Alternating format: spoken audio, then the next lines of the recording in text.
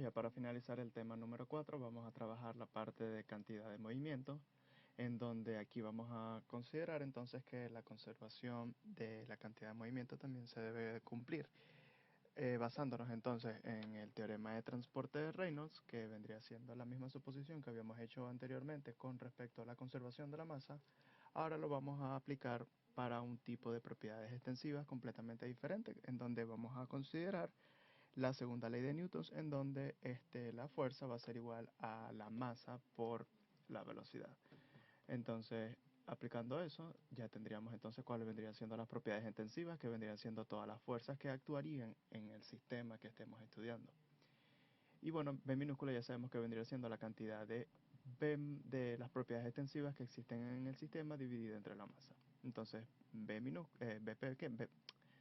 minúscula, perdón, va a ser igual entonces a B pequeña, que representa la velocidad. Mientras que el B mayúscula va a ser masa por la velocidad. Entonces, sustituyendo eso en la ecuación del teorema de transporte de Reynolds, nos quedaría esta expresión, en donde ya ahora no podríamos entonces decir que la diferencia de masa, ¿verdad? O de fuerzas que actúa en el sistema con respecto al tiempo va a ser igual a cero, porque de hecho nosotros queremos determinar las cantidades de fuerzas que estarían soportándose en el sistema o estarían realmente actuando eh, para dicho sistema en función entonces de lo que nos vayan a pedir. Lo que sí vamos a considerar como término igual a cero vendría siendo es la diferencia de volumen o con respecto a ese volumen de control que nosotros tengamos con respecto al tiempo, ya que nosotros vamos a trabajar con flujo permanente. Es decir, entonces que este término sería igual a cero y nos quedaría solamente la sumatoria de las fuerzas actuantes para el sistema, igual entonces a la integral de las superficies de control. Ya dependerá de cuántas superficies de control nosotros tengamos en el sistema, si va a ser una, dos o tres, dependiendo del número de entradas y salidas que exista en el ejercicio. Haciendo un poquito de manera general, aquí tendríamos entonces un tubo de corriente en donde tendríamos un punto de estudio 1 y un punto de estudio 2. Para el punto de estudio 1, recuerden que para este tipo de ejercicio se puede aplicar también la conservación de la energía. Entonces podríamos determinar la diferencia de altura que existe en este tipo de ejercicios para hallar ya sea la presión en este punto o la presión en este otro punto que está acá. De todas formas, en la guía hay bastantes tipos de ejercicios en donde se van a aplicar distintas cosas. Solamente se aplica cantidad de movimiento o a veces se aplica cantidad de movimiento con conservación de la masa y conservación de la energía también. Entonces, existen muchos tipos de ejercicios. Lo que le quería decir es que, como pueden observar acá, las fuerzas de presión se van a determinar de acuerdo a presión por área. Recuerden que la presión va a ser igual a la fuerza de la presión sobre un área determinada. Entonces, si nosotros queremos determinar cuánto va a ser la fuerza de presión, simplemente despejaríamos de esta expresión que estaría aquí. O sea, la fuerza va a ser igual a la presión por área. Y va a ser positiva o negativa dependiendo de cuál sea el estudio. En este caso, para este volumen de control, que déjenme dibujarlo, vamos a suponer que este es un volumen de control, la fuerza de presión está entrando a la superficie de control número 1. Cuando vemos en la superficie de control número 2, suponiendo que ambos puntos, tanto el punto 1 como el punto 2, están eh, dentro de una tubería, es decir, que están sometidos a presión, entonces la presión en este punto va a estar entrando a la superficie de control siempre. Es decir, que siempre va a estar actuando de manera perpendicular entrando a la superficie de control. O sea que cuando estemos, por ejemplo, considerando en las sumatorias de fuerzas en X para este sistema igual 0, la fuerza de presión en el punto 1 va a ser positiva porque está apuntando hacia la derecha. Recuerden que sería por el área 1. Mientras que la fuerza de presión en este lado sería negativa porque entonces estaría en sentido contrario del eje X, que sería entonces presión 2 por área 2. Eso es lo que le quería decir. Más que todo, esa es una de las diferencias que se tienen con respecto a lo de las sumatorias de fuerzas actuantes. En este caso sería las fuerzas de presión que estarían actuando. Y la velocidad, dependiendo de si va hacia la derecha o hacia la izquierda, o hacia arriba o hacia abajo, entonces va a tener el signo positivo o signo negativo. Esas serían entonces las consideraciones que nosotros vamos a tener para cantidad de movimiento. Un ejemplo bastante sencillito que vendría siendo, por ejemplo, un codo de una tubería, circula agua por ese codo y este codo entonces tendría una descarga libre. Es decir, que ya a partir de este punto en adelante ya no hay más tuberías, es decir, que la presión aquí va a ser la presión que exista en la atmósfera. Mientras que esta parte de la sección, entonces ya aquí sí hay tuberías, es decir, que aquí existe una presión que estaría actuando, que nosotros deberíamos, o uno, determinarla, o dos, el ejercicio nos la estaría dando.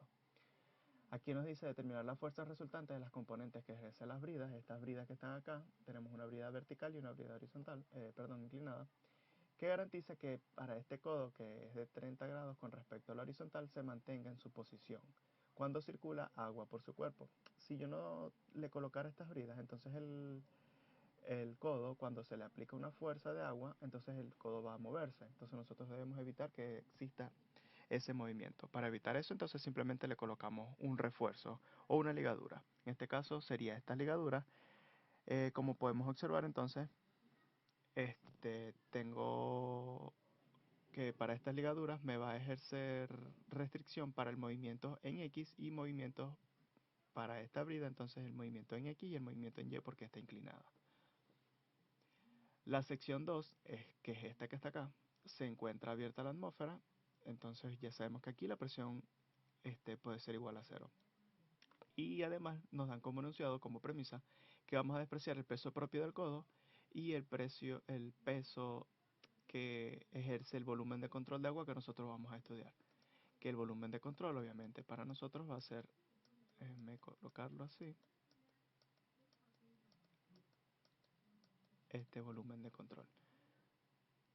Para este volumen de control voy a tener una sección número 1, sección 1, y por acá voy a tener una sección número 2. Recuerden que el flujo entonces, vamos a ponerlo en otro color, sí.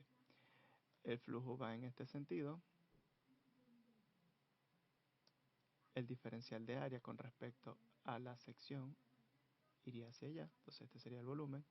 Este sería el diferencial de área. Acá entonces el flujo va en este sentido. De velocidad 1, de velocidad 2.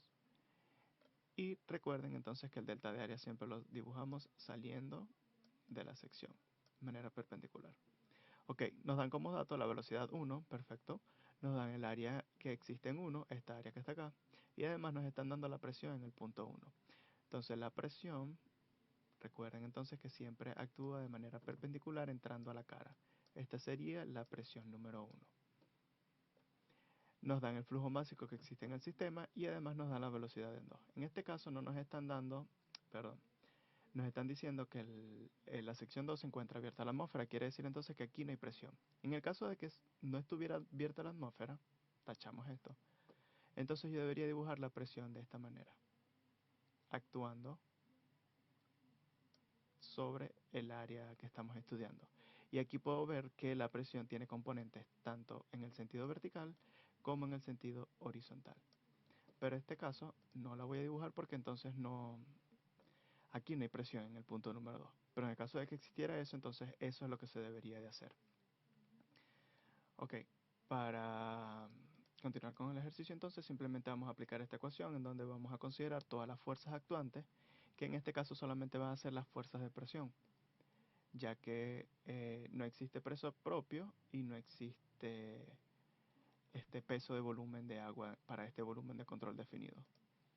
Aquí, como tenemos el caso de que la fuerza de la brida está soportando tanto en el sentido de X y Y, vamos a hacer entonces el estudio para el sentido y dirección de las fuerzas en X y la dirección de las fuerzas en Y. Entonces vamos a resolver este sistema considerando estas dos. Entonces, de todas las fuerzas que actuarían en X sería la integral de las superficies de control que hay para el sentido X, que sería en la superficie de control aquí hay una fuerza que actúa en el sentido X y para la superficie de control en el punto 2, también si descomponemos por el coseno de este ángulo 30, tendríamos entonces valores de velocidad. Entonces nos quedaría de esta forma, donde yo asumí que las fuerzas de la brida en X sería negativo. ¿Por qué? Porque si el flujo va en este sentido, entonces la brida va a contrarrestar el movimiento de ese fluido. Sería entonces negativo. Sin embargo, si ustedes lo colocan positivo, cuando despejen de esta ecuación, el valor les va a dar igual a, les va a decir entonces si se equivocaron o si lo asumieron en el sentido correcto. Que en este caso yo lo asumí negativo. Debo considerar entonces las fuerzas de presión que existen en cada uno de las superficies de control. Aquí tendría la fuerza de presión positiva. Ya sabemos que es positiva porque va en el mismo sentido de las fuerzas en X por el área que existe en 1, que es un dato que me están dando. Acá en 2 recuerden entonces que no tengo fuerzas de presión. Por eso entonces no tengo ninguna componente de presión número 2. Eso va a ser igual entonces a las integrales de la entrada. Aquí en la entrada entonces tendría densidad por velocidad 1. La velocidad 1, como va en el sentido X, no la tengo que descomponer con ningún ángulo. Entonces simplemente la dibujaría aquí como V1. Por el vector velocidad por su unitario. Entonces aquí en este caso la velocidad 1 y el diferencial de área van en sentido contrario, entonces sería velocidad 1 por el coseno de 180.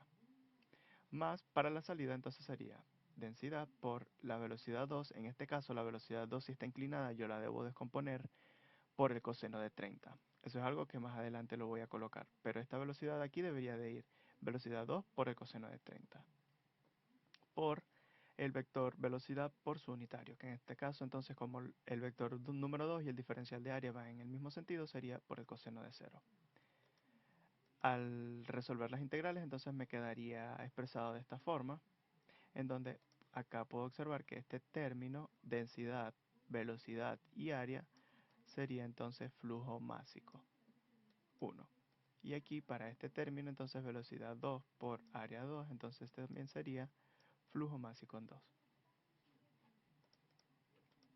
Escribo entonces todo y me quedaría de esta forma. Aquí podemos observar esta que es la velocidad 2, que es 20 metros sobre segundo, si ya le coloqué entonces el coseno de 30 grados. Eso es porque va en la dirección de X. Sustituyo entonces cada uno de los valores, el valor de presión, área, flujo másico por la velocidad, y aquí sería el otro flujo másico por la otra velocidad. Entonces de esta forma la fuerza en X sería de 2259,55 newtons. Aplico lo mismo para el sentido en Y. En este caso, en el sentido Y, para la superficie de control 1 no tengo ninguna fuerza que actúe en el sentido Y, así que no tengo ninguna integral que actúe para este sentido. Solamente sería para las direcciones de Y. Sería entonces aquí también coseno de 0. Nos quedarían, déjenme borrar esto, nos quedaría entonces de esta forma.